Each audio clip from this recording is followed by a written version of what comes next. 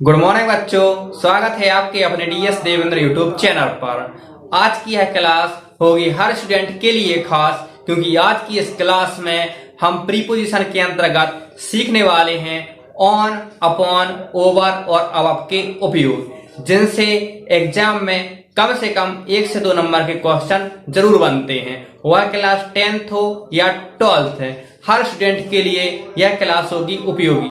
Class के अंत में हम कुछ क्वेश्चन लगाएंगे जिनको करके आपका कॉन्सेप्ट होगा और भी क्लियर। चलिए बढ़ते हैं अपनी क्लास की तरफ।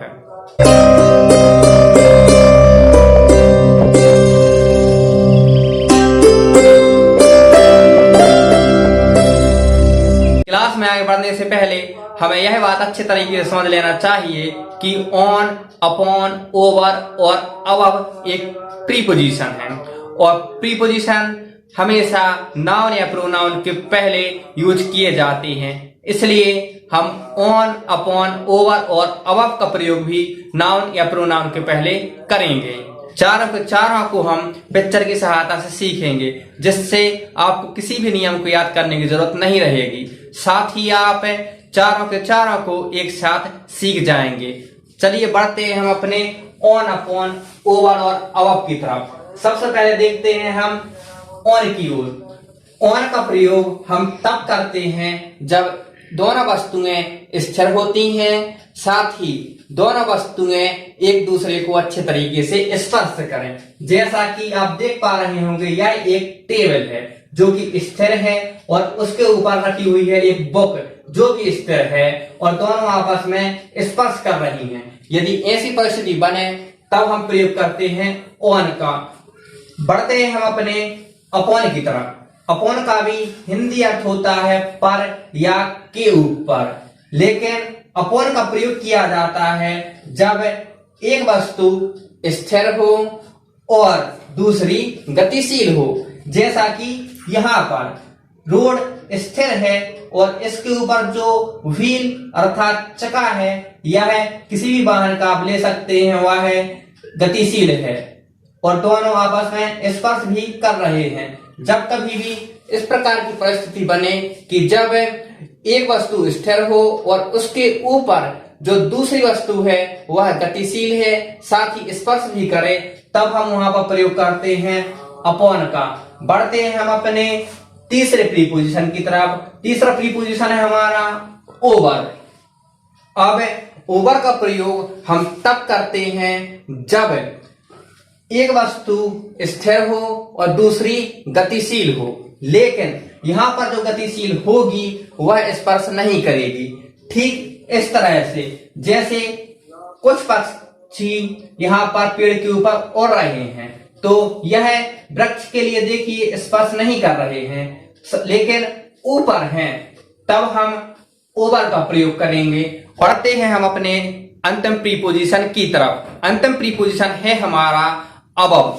अबव का प्रयोग हम तब करते हैं जब कोई वस्तु या कोई भाव हमसे ऊपर तो हो लेकिन वह दिखाई ही ना दे। जैसे कि यहाँ पर यह कुछ लोग हैं जिनसे ऊपर भगवान हैं।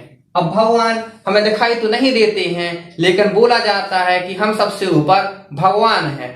जब इस प्रकार की परिस्थिति बने तब हम अबव का प्रयोग करते हैं। ठीक इसी तरह से अच्छाई, बुराई, यह सब भावनाएं हैं जिन्हें देखा नहीं जा सकता, सिर्फ उसे महसूस किया जा सकता है। यह सब चीजों से ऊपर हैं, इसलिए इनके साथ प्रयोग करते हैं हम अबव का। वीडियो में आगे बढ़ने से पहले यदि आपने अभी तक हमारे चैनल को सब्सक्राइब नहीं किया है तो सबसे पहले आप हमारे चैनल को सब्सक्राइब कर लें, वीडियो को लाइक करें और अपने फ्रेंडों के साथ में शेयर करें। साथ ही वीडियो पूरा देखने के बाद कमेंट करना ना भूलें। चलिए बढ़ते हैं हम अपनी क्लास की तरफ। चारों प्रीपोजिशन को अच्छी तरह से समझने के बाद अब यदि हम इनको शॉर्ट फॉर्म में समझने की कोशिश करें तो ऑन के अंतर्गत हमें सिर्फ यह पिक्चर याद रखना है जहां पर दोनों वस्तुएं स्थिर हैं और दोनों स्पर्श भी करती हैं, और अपॉन के अंतर्गत हमें याद रखना है कि एक वस्तु गतिशील है और दूसरी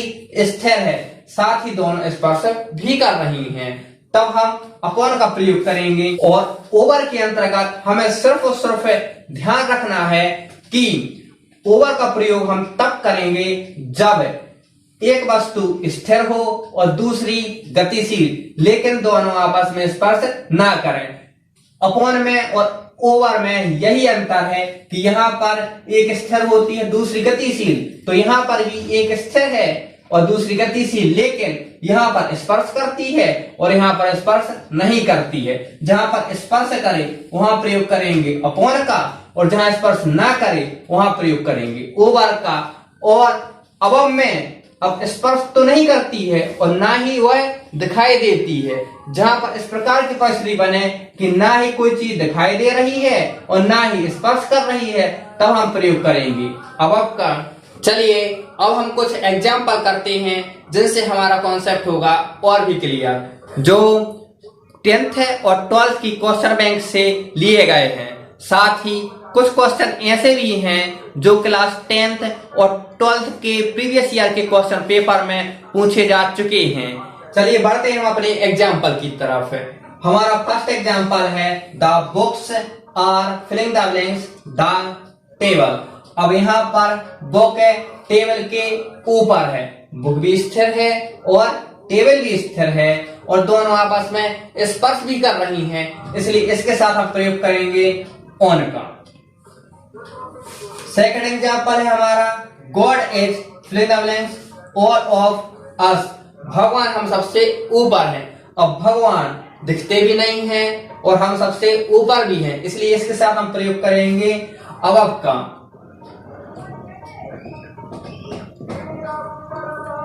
थर्ड एग्जांपल है the birds are flying the trees. चिड़िया वृक्ष के ऊपर उड़ रही हैं। अब चिड़िया वृक्ष के ऊपर उड़ रही हैं तो वृक्ष को स्पर्श भी नहीं कर रही हैं और गतिशील भी हैं, इसलिए इसके साथ प्रयोग करेंगे हम ओवर का। फोर्थ एग्जांपल है कैट इज सिट। अब कैट बैठी हुई है, किस पर बैठी है? चेयर पर, कुर्सी पर, तो कैट भी स्थिर है और चेयर भी स्थिर है। जब दोनों स्थिर हैं तब हम प्रयोग करते हैं ऑन का। और फिफ्थ एग्जांपल है हमारा goodness is filling the blanks all of us. इसका अर्थ हुआ अच्छाई हम सबसे ऊपर है। अच्छाई यह एक भावना है, अर्थात एब्स्ट्रैक्ट नाउन है, इसलिए इसको हम सिर्फ और सिर्फ महसूस कर सकते हैं, ना इसे देख सकते हैं, इसलिए इसके साथ प्रयोग करेंगे हम अबव का।